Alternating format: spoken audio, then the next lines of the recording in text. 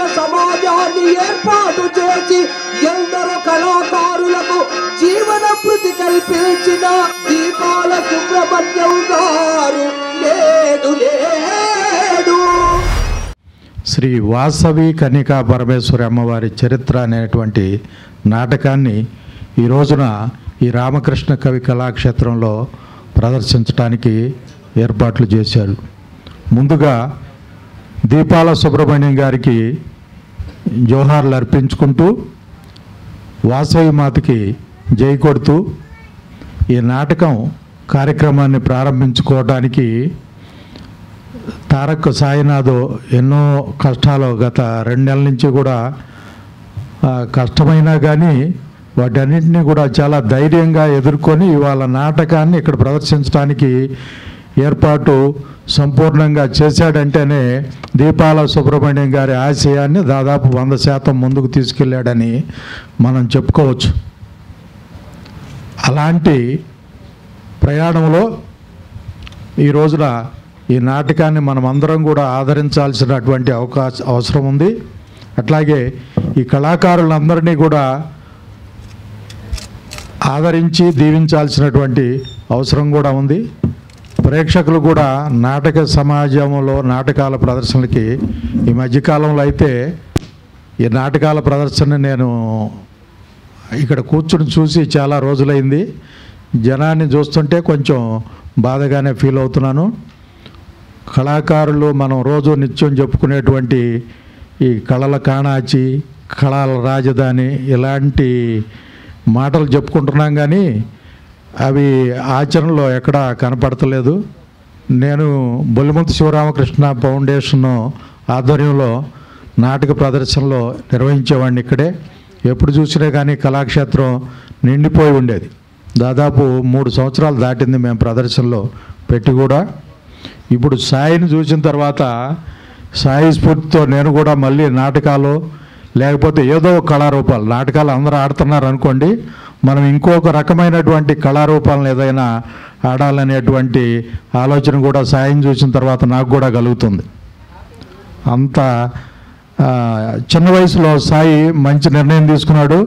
వాళ్ళ నాన్నగారి ఆదర్శాన్ని, వాళ్ళ నాన్నగారి కళాజీవిత ప్రయాణాన్ని ముందుకు తీసుకెళ్ళటంలో సాయి 100% కృతకృత్యుడు అవ్వాలని చెప్పేసి మనసా కోరుకుంటూ ఈ నాటకాన్ని ప్రారంభించేందుకు మన పట్టణ రంగస్థల కళాకారుల సంఘం అధ్యక్షురాలు జయలక్ష్మి గారిని, అలాగే గ్రీన్ ఫౌండేషన్ చైర్మన్ యువకుడు గుంటి వెంకట్ గారిని వేదిక మీదకి సాదరంగా వచ్చి జ్యోతి ప్రజ్వలన చేసి ఈ కార్యక్రమాన్ని ప్రారంభించవలసిందిగా కోరుతున్నాం.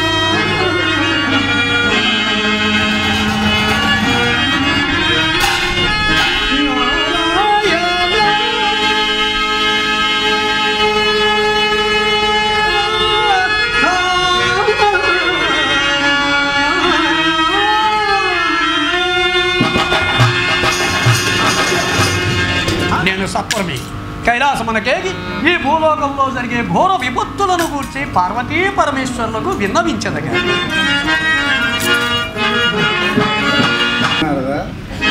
సందేహం ఎలా? శ్రీలోకాన్ని సుభిక్షం చేయాలి అంటే కామాంధ్రులను కరదీర్చాలి, దుష్టులను శిక్షింపాలి, వంచకులను వధించాలి. అటువంటి మహత్కార్యానికి ఏ మానేడికైనా వరమనసకమందువా నారదా? వద్దు బోళాశంకరా, వద్దు వద్దు. పూర్వం భస్మాసురాది రాక్షసులకు వరముల సంగి వీడెత్తి మీదకే తెచ్చుకున్నారు. పూరించినది మహిషాసురాది దానమును సంహరించి జగత్ కళ్యాణమునరించిన ఈ జగన్మాతయే సమస్యను పూరించాలి. దేవి, నిజమే నారదా, గతము గుర్తు చేసి నా కర్తవ్యాన్ని బోధించావు. దేవి, మేనమెచ్చింపులు లెక్కింపవాలదు, తక్షణమే భూలోకంలో జన్మించేదను సమస్త మానవాళికి భక్తి మార్గాన్ని పొందుకుంటారు. నారద, నీ కోరికతో పాటు నా శబ్దం నెరవేరాలి కదా. శబదమా? ఎవరి మీద ఎందులకు తల్లి? గంధర్వలోకమున ప్రతాపతి సౌమ్యదత్తుల కూతురు కీర్తి కన్య అంశను చెందినదే.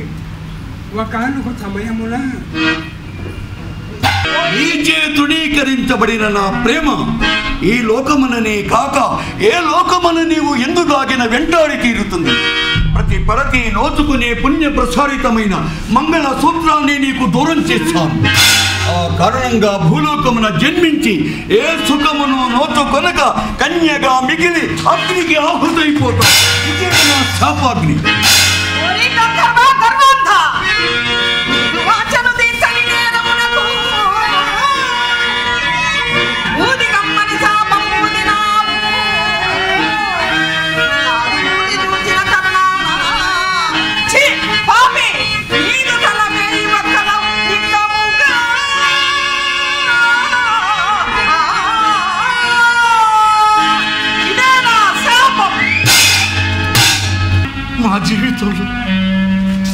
మా జీవితం వెలుగు కోసం అందించే అవకాశమే లేదు, ఇక రాదు. నిరాశ చెందవలదు మహారాజా, మీ జీవితంలో వెలుగు ప్రసరిస్తుంది. నిక్కముగా ఇది నిజమేనని నా అంతరాత్మ ఘోషిస్తుంది.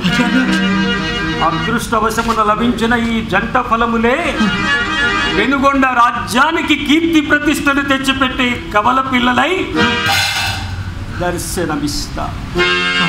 తల్లి, సందేహించుకు తల్లి, ఆ ఫలములను భుజించు. ఆ జగన్మాత కటాక్షము నీకు తప్పక లభిస్తుంది. ఇది సత్యం, ఇది నగ్న సత్యం. అంతా దైవేచ్ఛ, అంతా దైవేచ్ఛ. నిరూప, గురుదేవా, గోత్రము అనగా ఏమి? ప్రవర ధర్మమును ఎవరు నిర్మించినారు నాయన?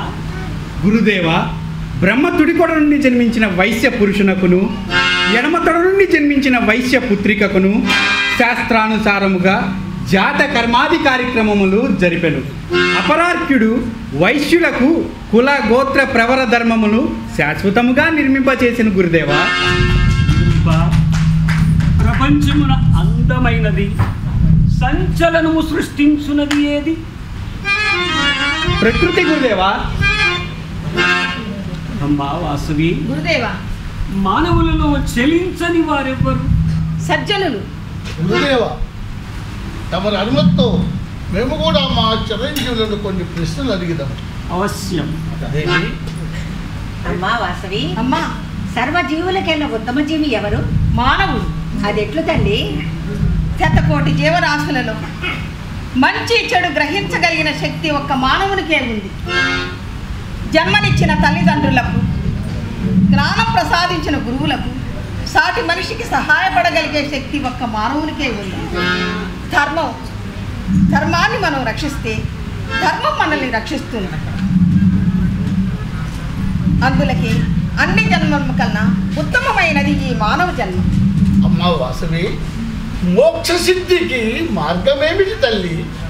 సుఖ దుఃఖాలను కావడి కుండలుగా భావిస్తూ ధర్మాన్ని ఆచరిస్తూ చరిస్తూ గ్రహిస్తూ జీవితాంతం పరమేశ్వరుని ధ్యానం చేస్తూ నిత్యము ఆ దేవుని ప్రార్థన చేస్తూ సద్గతి చెందవలెను. కుమారా, తండ్రి గారు. ప్రజలు సుసంతోషాలతో మెలగవలంటే ప్రభువు ఎలా ప్రవర్తించవలను, రాజ్య పాలన ఎలా చేయవలను? తండ్రి గారు, నీతి నియమాలు పాటించు నిర్భయముగా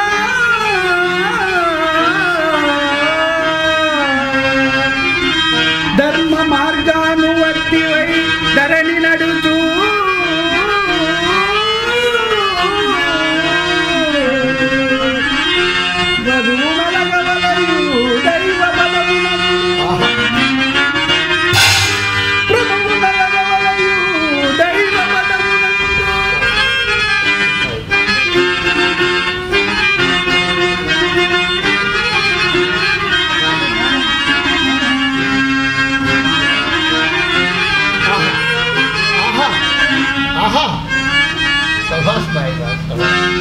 అమ్మా వాసవి, మన వంశంలో తులాధారుడు, మణిగ్రీవుడు, భద్రుడు, హైగ్రీవుడు ఇటువంటి మహాపురుషులు, మహారాజులు, ఆత్మజ్ఞానము కలిగిన వారు, బ్రహ్మజ్ఞానము కలిగిన వారు, పుష్పపుష్టి కురిపించేవారు ఎందరెందరో మన వంశంలో రత్నమాలికలయ్యారు.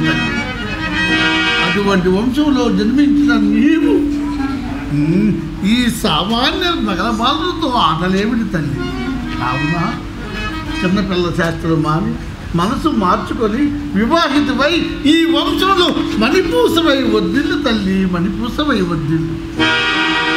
అమ్మా, మీ నాన్నగారి ఆవేదన గ్రహించు తల్లి. అమ్మా, నీకు వివాహం ఆగి నీకు కలిగిన పుత్రరత్నాలను చూసి మురిసిపోవాలని ఉన్నదమ్మా. నీ మనసు మార్చుకొని వివాహానికి అంగీకరించుతుంది. అమ్మా, ఒక్కసారి పునరాలోచన చేయి తల్లి. అమ్మా, వివాహం ఆడటం నేరము కాదు, ధర్మ విరుద్ధము కాదు, సదాచారమే. దానికి ఆ దేవదేవులే సాక్షి. ఆగండి. వెళ్ళే మార్గమధ్యములో మాకు నచ్చినా మేము మెచ్చిన మా సామంతరాజైన ఎనుగొండ మహారాజును కలవాలని కుతూహలముగా ఉన్నది. ఈ వార్త వారికి అందచేయండి. వెళ్ళండి. ప్రభు, మంత్రి గారికి చక్కని గుణపాఠం చెప్పారండి. లేకపోతే ఏమిటండి, మీరు కాంతా విహీనులు కావాలట. అలా అయితే ఈ మానవ జన్మకు అర్థమేమున్నది? ఏమంటారు? ఏమంటాను? నీ మాటే వేదవాక్ అంటాను. మిత్రమా ప్రభు, 3 దినముల నుండి కానవచ్చుటలేదేమి? అవును మహారాజా, 3 దినముల నుండి మాలవ సామ్రాజ్యంలో మీరు పంపించిన వార్త అందజేస్తూ ఉండగా మార్గ మధ్యములో పెనుగొండ రాజ్యములు చేరింది. అతట ఉద్యానవనములో బంగారు లేడిని మణిరత్నాన్ని కాంచితిని. దోచుకొనలేదు కదా? దోచుకున్నట్టుకు అవి వస్తువులు కాదయ్యా, అంతకన్నా మించిన బంగారు పసిడి బొమ్మ. ఎవరా పసిడి బొమ్మ? పెనుగొండ మహారాజు గారి ఏకైక వరాల పంట. అటులైన వరాల పంటను నా స్వాధీనము చేసుకుంటాను, నా బ్రతుకు పండించుకుంటాను, ఆ కన్యను నా కైవసం చేసుకుంటాను. వైశ్య వంశములో ఉద్భవించిన విరూపాక్షుడు వీరాధివీరుడు, శౌర్యవంతుడు కాగలడు. మహారాజా, మీ రాకకు కారణం విజయ యాత్రకై విదేశీ పర్యటన. అవును యువరాజా, సామ్రాజ్యానికి విస్తరణ సుపరిపాలనకై నడుము కట్టి ఈ విజయాత్రను సాగించాలని ప్రభువులు నిర్ణయించారు. మార్గ మధ్యములో పెనుకొండ రాజ్యమైన పట్నమును తిలకించుటకు ఇచ్చేసినారు. మహారాజా, మీ పరిపాలనా విశేషములు ఎలా ఉన్నవి? అంతా సుభిక్షమే. అవునవును, మీ రాజ్యములో అన్ని వర్ణముల వారు కలిసిమెలిసి ఆనంద జీవనము గడుపుట మేమును గమనించితిమి. అయినా ప్రపంచ భవిష్యత్తునే చెప్పి రాబోవు విపత్తులను తప్పింపగల శక్తి సామర్థ్యములున్న శ్రీ శ్రీ శ్రీ భాస్కరాచార్యులు మీ చెంతనుండా మీ రాజ్యమంతయు సుభిక్షమే. 1000 మాటలు ఎలా ఉప్పొంగే సముద్ర కెరటం వలె విజృంభించండి. మన వైశ్యులను తక్కువ అనుకున్నాడేమో ఆ రాజు. ధర్మమే జయిస్తుంది, ధర్మమే జయిస్తుంది, ధర్మమే జయిస్తుంది. ఇటువంటి విషమ పరిస్థితుల్లో ఆవేశము ఎంత మాత్రము పనికిరాదు. ఆవేశానికి అడ్డుకట్ట వేసి ఆలోచనకు పదును పెట్టండి. అప్పుడే సమస్యకు పరిష్కారం దొరుకుతుంది. ముళ్ళును ముళ్ళుతోనే తీయాలి, వజ్రాన్ని వజ్రంతోనే కోయాలి. వజ్రాన్ని వజ్రంతోనే కొయ్యాలి. వాసవి తల్లిదండ్రులతో 102 గోత్రముల వారు అగ్ని ప్రవేశము గావించి ఉన్నారు. ధర్మ కంకణము ధరించి తొలుతగా అగ్ని ప్రవేశము చేసిన వారు కుబేర పాత్రులు, ధర్మశ్రేష్ఠి వంశస్థులు, గణపతి శ్రేష్ఠి దంపతులు. అగ్ని ప్రవేశము చేసిన 102 గోత్రముల వారికి నాగేశ్వర స్వామి వారి మంటపంపై ఉన్న గాలి గోపురం నవరత్న మణిఖచిత సువర్ణ గోపురము వలె కనిపించినదట.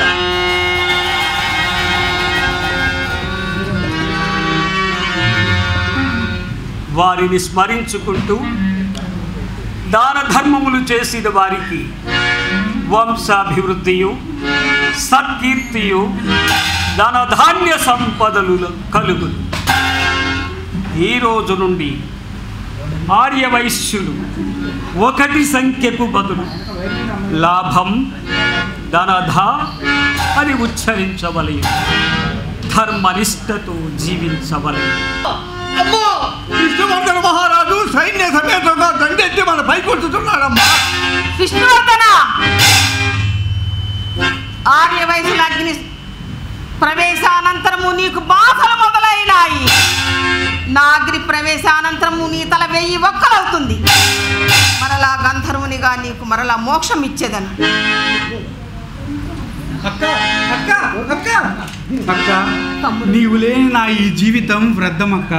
నేను కూడా నీతో పాటే వస్తానక్క. వాళ్ళ తమ్ముడు, వాళ్ళ తమ్ముడు అక్క, లోకరక్షణార్థము నేను ఈ అగ్ని ప్రవేశం చేయుచున్నాను. నా అనంతరము ఈ విష్ణువర్ధనుని కుమారుడు రాజరాజ నరేంద్రుడు నీకు పట్టాభిషేకం చేయను.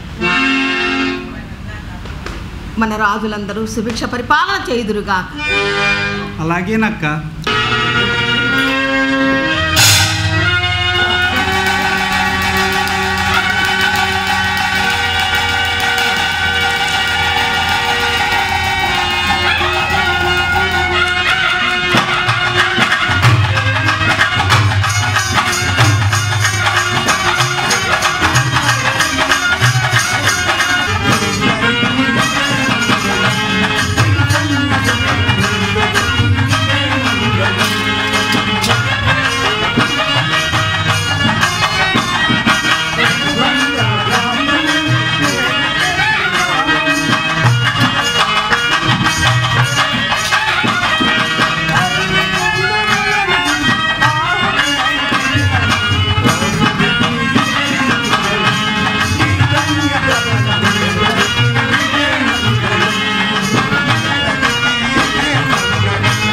గౌరవనీయులు పెద్దలు అందరూ కూడా ఈ సంస్థని కొన్నాళ్ళ పాటు నడిపించాలని చెప్పి ఆశీస్సులు అందజేశారు. ఈరోజు ఇది గత 20 సంవత్సరాల నాడు 25 సంవత్సరాలైంది. కన్యకా పరమేశ్వరి నాటకాన్ని ప్రదర్శించాం ఒక 15 సంవత్సరాల పాటు.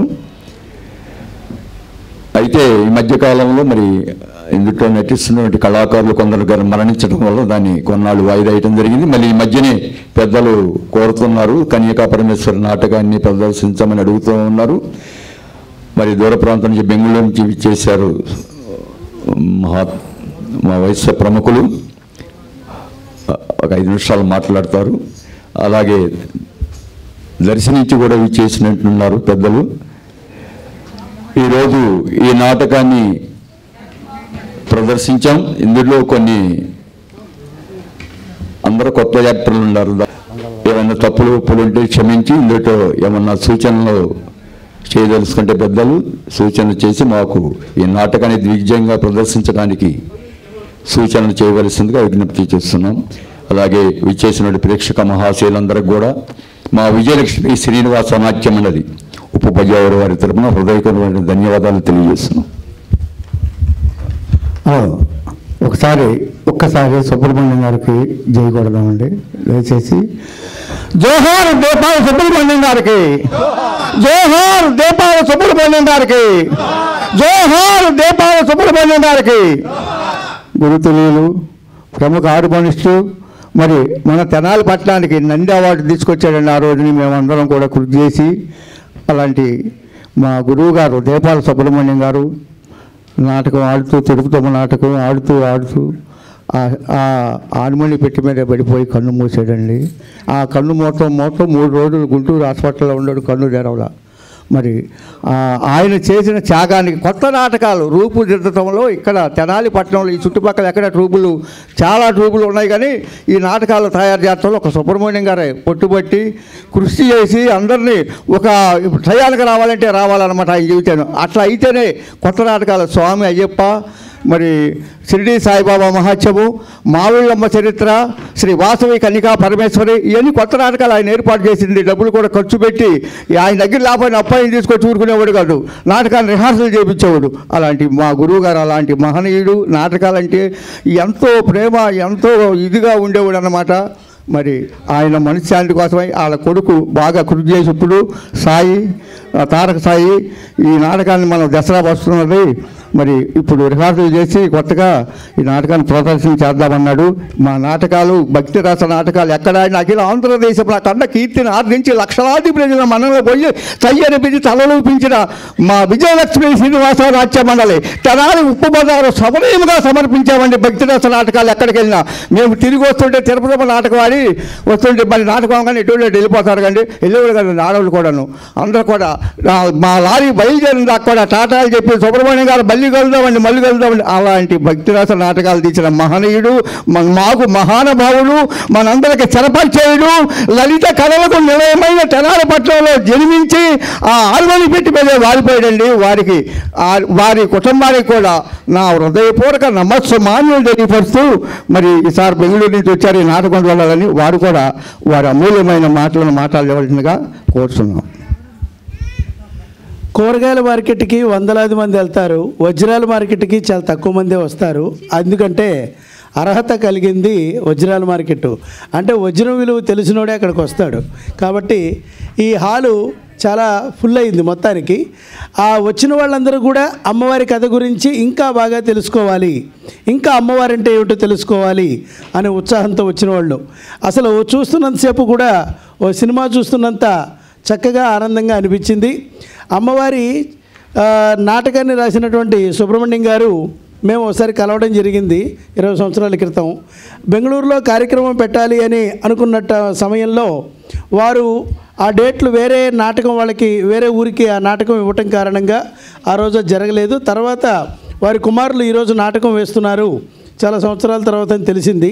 ఈ మధ్యలో కూడా చాలాసార్లు వారితో ఫోన్లో సంభాషించడం జరిగినప్పుడు త్వరలో చూస్తామండి, అది చూస్తాం ఇది చూస్తామని అన్నారు. ఇన్ని సంవత్సరాల తర్వాత మళ్ళీ ఈ నాటకం చూసే భాగ్యం నాకు కలిగింది. మరి త్వరలోనే బెంగళూరులో కూడా మాది వాసవి దేవస్థానంలో రాజేజ నగర్లో ఉంది. ఇంతకుముందు సుమారు 2 years బ్యాక్ మామూలు ఇతర చరిత్రలు బాలనాగమ్మని, చింతామణిని, అలాగనే ఇట్లాంటి నాటకాలు 1, 2, 3 వేయటం జరిగింది.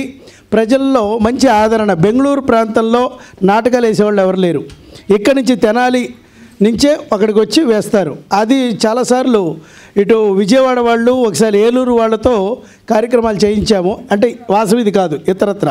ఈసారి వాసవిది చేయించాలని సాయి గారితో మాట్లాడడం జరిగింది. ఒకసారి రండి, చూడండి, మా కళాకారుల యొక్క కళ చూసి ఆ తర్వాత మీరు నిర్ణయం తీసుకోండి అని అన్నారు. చాలా అద్భుతంగా ఉంది. ఒక్కొక్కళ్ళు 2 క్యారెక్టర్లు. నేను ఆశ్చర్యపోయాను. ఆ చిత్రకంఠుడు, విష్ణువర్ధనుడు, అలాగే కీర్తికన్య, వాసవి. ఆ చూస్తున్నంతసేపు కూడా ఎక్కడో కొట్టేసుకుంటారేమో అన్నంత ఇది. అంటే ఆ సంభాషణ అంత బాగా జరిగింది.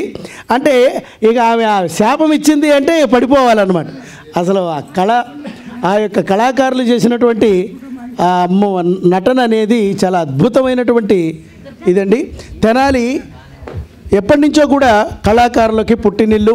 అలాంటి ఈ కళా సదనంలో వాసవి మాత చరిత్ర అనేది చాలా అద్భుతంగా వాళ్ళు చూపించారు.